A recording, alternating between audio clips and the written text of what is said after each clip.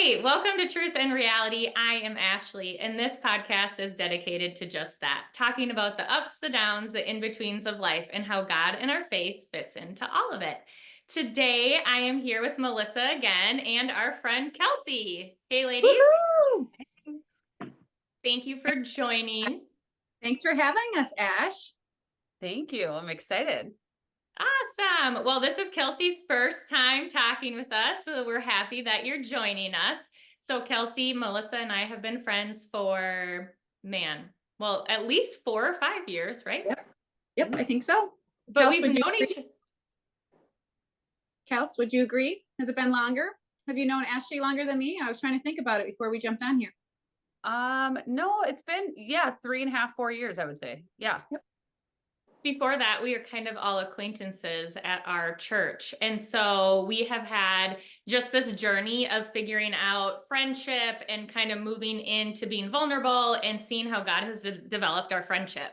So last week, Melissa and I talked about vulnerability with God and ourselves, and we kind of highlighted our own personal journeys that God has brought us on learning how to be vulnerable with him and building that trust and foundation. And now it's transferred to applying to friendships.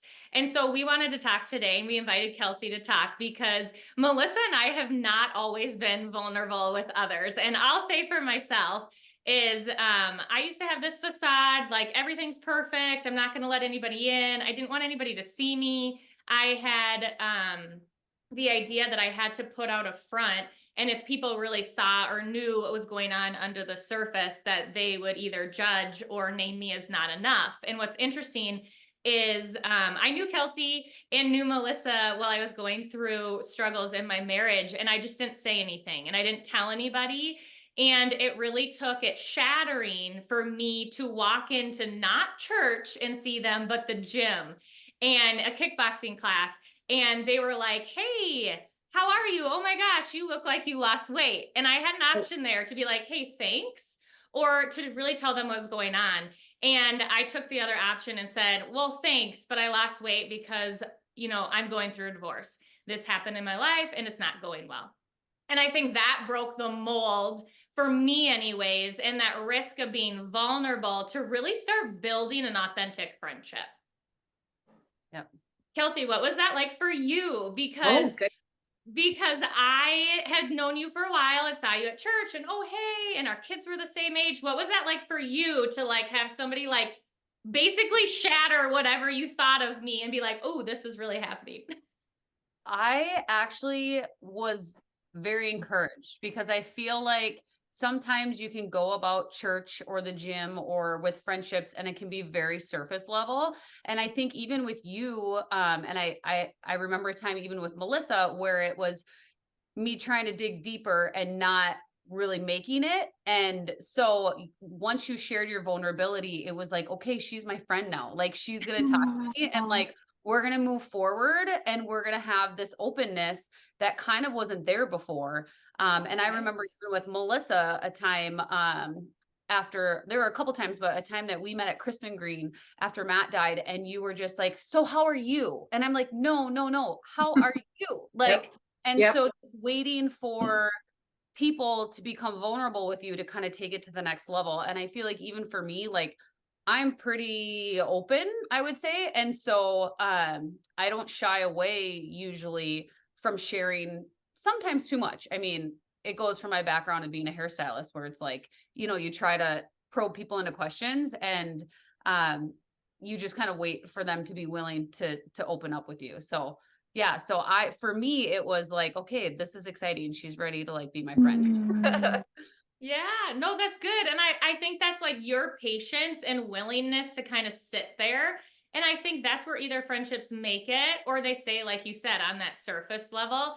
And for me, it was a huge risk, but I was met with empathy from you and compassion, which was like what I thought wasn't, not because of you, just anybody. I didn't think it was going to be there if I was real and honest. And so that was a huge turning point for me of learning how to trust people. And it took me learning how to do that with God before I was able to do it with other people. How about you, Melissa? What is your feelings or thoughts about vulnerability with friends or family or others? How did you navigate that? Yeah, I'm trying to think specifically, even just when you guys came into the picture, like I remember snapshots. Actually, I remember looking over it and seeing you once at church and you were pregnant with your twins. And I just thought that girl's walking a road. And I didn't really know you, but I knew something was going on in your life. And it was like there was just little snapshots of things that you would see. I think meeting you guys, it was such a godsend, and the timing of Matt's passing and God bringing me these friendships and meeting you guys at kickboxing, to be honest, I felt like just like this broken friend where I was like, I held my cards so tight. And like you said, Kelsey, when people would ask how I was doing, I didn't want to say. It was easier for me to be like, no, how are you? What can I do for you? And you guys know that about me, is that sometimes I just don't want to talk about all of the obvious of like, I was just feeling so, it took everything just to get to the gym. It took everything not to cry through the whole kickboxing of feeling how broken I was. And I think in time, like Kelsey, you were so great at this, and Ashley, and you were as well, but it was like you stood by me. And I think you guys and I have talked about that. It's like vulnerability requires you to walk along someone's side through the good and the bad and being patient with them. Kelsey, I remember you laying in my bed with me, after Matt died, and I just felt so lost and felt so unsure of who I was or what I was going to do now. And I knew I needed you, but I didn't know what that looked like. And I think you and I talked about skincare and self-care, and you helping me there, like taking care of myself. Like you were like, get up and take a shower. And I was like, okay, I'll take a shower. And I think that's where it started. I was like, okay, I can trust this girl. Okay, she's coming in. She's seeing me at my darkest and she can love me, And so, and Ash, I feel like I was so careful to like spread all of my pain because you were walking through something else. And I remember just, the Lord saying, like, you can trust her. Like she will walk this out with you. Her pain is different than yours, and she has the ability to help walk alongside you. So I think, vulnerability came hard, not because I didn't trust you guys. I think I just didn't want everybody to see all of the things weighing on inside of me. I just felt like my life was so broken. Like, who would want to be my friend right now? Like, clearly. And it was quite the opposite, So it took some time for vulnerability. I would say that, it takes time to trust. And so here's my 2 cents. I think go ahead, Kelsey. Kelsey. Oh, I was just going to say, and I think at this like age of life too, it's hard to find your people. And so if you're not walking alongside people that you grew up with or went to high school with or went to college with or work with, it can be a really lonely road. And so for me, it was a privilege to finally have these friendships that I had been praying for. Like, Lord, like, I just want some girlfriends. Like, I just want someone to be able to call, to talk to not have it be surface level, and to move into this deeper relationship with, because it fills us up in such a way. Like, I think God created us to be in community, and it's lonely when you're like a lone ship, like sailing through, like you need people with you. So Absolutely. And I think the way the world portrays what we should do or look like or be, or even sometimes in the church, having this facade that we kind of enter and we're unwilling to go there. Or some of us are. I guess Kelsey wasn't as much, but I was unwilling to go there. And sometimes in church, it's hard to sit at a table at women's events. And we had talked about this last week, Kelsey and I, how it's hard to sit at a table with 10 women at a women's event and be vulnerable, because it's like, do I trust you? Do I know you? Like, am I willing to go to this? So sometimes there are layers to it, knowing how much of yourself you share with certain people, and then which ones you build trust with along the way that become your core, that like your core people you talk to. And I agree with you, Kelsey. It's like, friendships fill a certain void that's not necessarily there for family or for a spouse relationship or kids. Like, they fill a different void. Like, to be able to walk alongside another person and in this friendship capacity and just support them and be there and have fun and laugh and go out to dinner or go to kickboxing together. But like this element that we can do that, but then we can also go deep and show up. So I think that is huge too. Yep. Yeah. I want to go back to talking about Melissa when Matt first passed away, because what's so interesting is Kelsey and I both like walked towards Melissa in that season, but we did it differently because I didn't know how to hold emotional capacity to support somebody or to be vulnerable myself. So I walked into her house and I was like, let me do the laundry, let me clean, let me organize, let me Mhm. get you groceries, let me figure that out. And I showed up that way. And at the same time, Kelsey showed up and like sat in that vulnerability space with her and provided emotional support. And for me, watching that, I feel like you two taught me how to do that. Like God Mm. brought you into my life to teach me, like, how do you actually sit with somebody? How do you empathize or have sympathy with them? How do you validate their emotions and not try to fix it and not Mhm. try to do anything, but just be with them? And I think you guys did that so well that yeah, really helped me navigate and learn along the way, being like, oh, this is what a relationship looks like, right? Like a Right. healthy friendship. So yeah, so that was really interesting for me. Well, and I think from my perspective, it was interesting. Like I remember walking into my laundry room thinking like it's a mess, and here you are just folding it. And it felt like my whole life was a mess at that moment. And it was like, but yet I felt safe. Like I was like, she doesn't care. And you just kept folding and helping me laundry and groceries and all the things. And I remember even when Kelsey came to the door, I think it was in my pajamas and it was like noon and I had no makeup on or anything. And I don't even know if I ate, probably brushed my teeth, right? Just deep into widowhood. And she didn't care. It was like she gave me a hug and it was like, it's good to see you, and I'm like, do you mind if we crawl back in my bed and just sit there? And I felt like I was teary-eyed a lot of the time. And you didn't care, Ash or Kels. You just loved me right there in that moment. And I think you just Silky affirmed matching me. What's that? pajamas. What's I said, that? you always had these cute silky matching pajama sets. You're so adorable. Oh, Yeah. okay. But I think you just loved me Okay. right there. And that's what felt safe, is that you weren't trying to change me. You weren't trying to give me a pep talk and say, Melissa, you can do this. Both of you guys, you sat with me. And I think that's the important part of friendship and vulnerability, is sitting in that space if someone is walking through a hard time and loving them where they're at. I didn't need a cheerleader in that moment. I didn't need someone to be like, get up, take a shower. I knew all those things. I needed someone just to love me where I was at and just accept me for who I was. And I think that builds trust, that builds vulnerability, that slowly I started opening up and not asking you, Kelsey, how you were doing. I was like, gosh, this really is hard. This is not a place I saw myself, or saying like, I'm really disappointed and, God, and where this outcome was. And this is not where I saw myself, and just being able to be okay with you guys and say what I really felt, so. Mm-hmm. And how beautiful, even like when you think of Jesus, and how even when you were a kid and you saw those pictures and they had like the two little feet, and then all of a sudden in a struggle there's the one set of feet, and it's Yeah. like Jesus is carrying us. And so it's to have these friendships and to be able to be vulnerable is like Jesus walking alongside and picking you up when you can't, and it's a two-way street for friendships. Like when I'm down, you can pick me up, and when you're down, I can pick you up. And it's just a beautiful like representation of Christ even in our lives. That, like you said, Ashley, sometimes a spouse can't do, sometimes a kid can't do, sometimes your family can't do. Yeah. And when you're vulnerable, it's like it's a beautiful picture of like a Christ-like friendship. So Yeah. But I think Yeah. even going back to that, it's so true, because I just kept praying, God, you're going to have to strengthen me. You're going to have to strengthen me. I can't do this. I can't raise kids on my own. And he sent you guys. And so I think it is an answer to prayer. It looks differently, right? He didn't bring Matt back healed and, he brought you guys. He brings people alongside us in the journey to uplift us, to encourage us, to love us, So I think that's the beauty of God and friendship.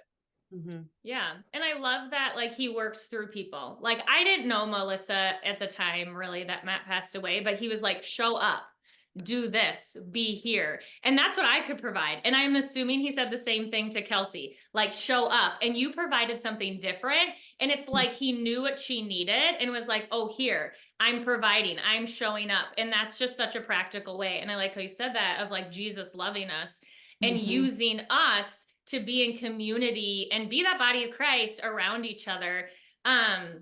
And the same thing for me when I was going through what I went through and walking through my divorce and coming out the other side.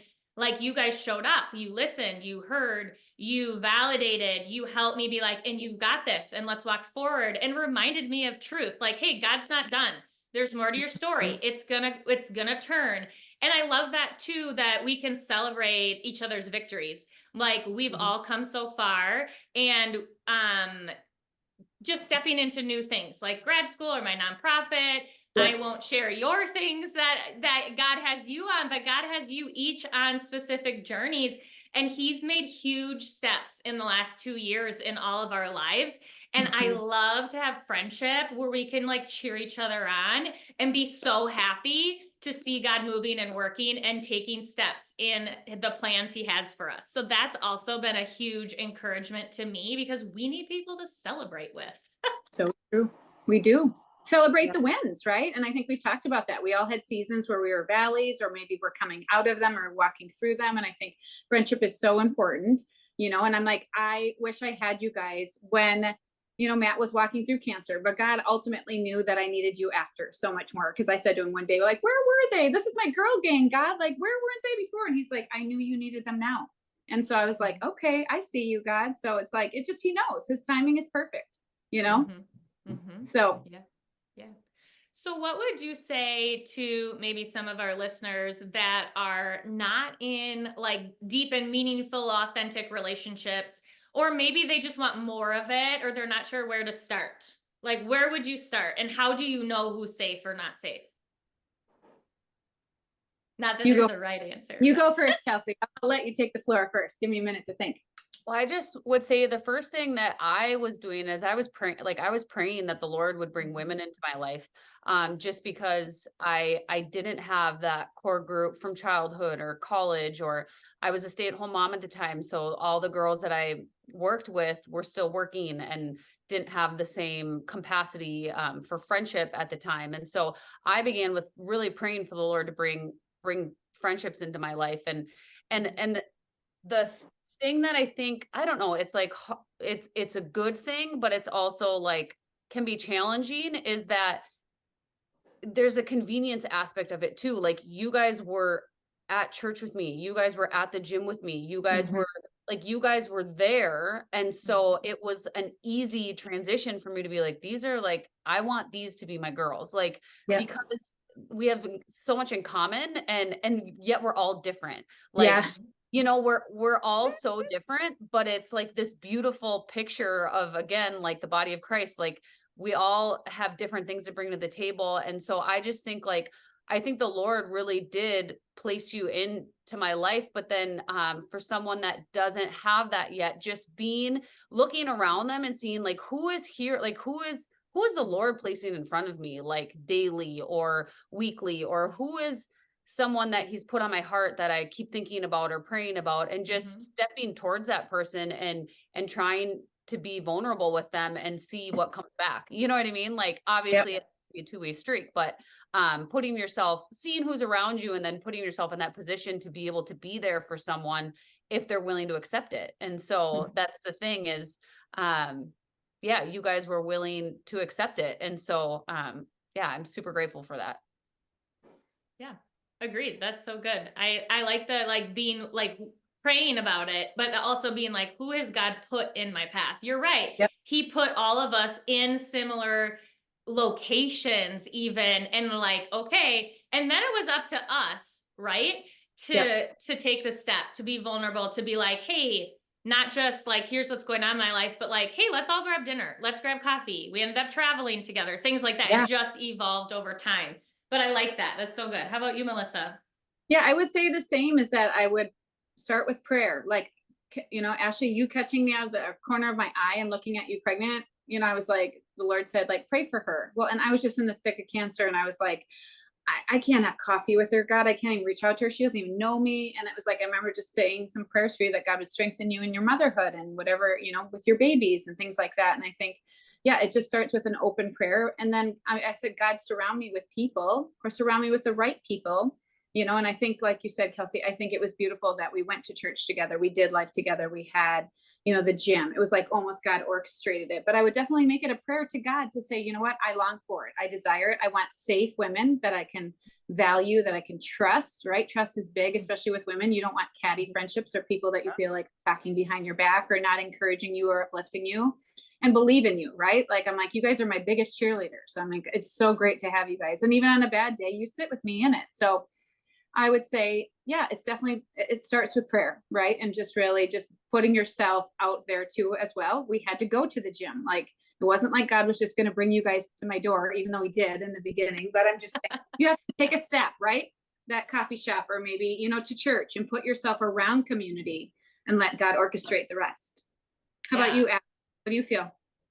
Yeah, I think, same situation as Kelsey. When I stepped out of my career and I became a stay-at-home mom, I was isolated. So I had to try a few different women's things. Like I went to MOPS and tried there and didn't really feel a lot of connection. I had like a few relationships with people that I worked with, or, high school friends that I would connect with. I spent a lot of time with my siblings for a while and raised our babies together and that sort of thing. And it really took, though, trying a few different things, like going to a women's group, getting into a life group, volunteering at church to try to meet people. And the funny thing is there were some friendships that built out of that, but ours really was like, whoo, right at the gym. And it was like, okay, these are your people.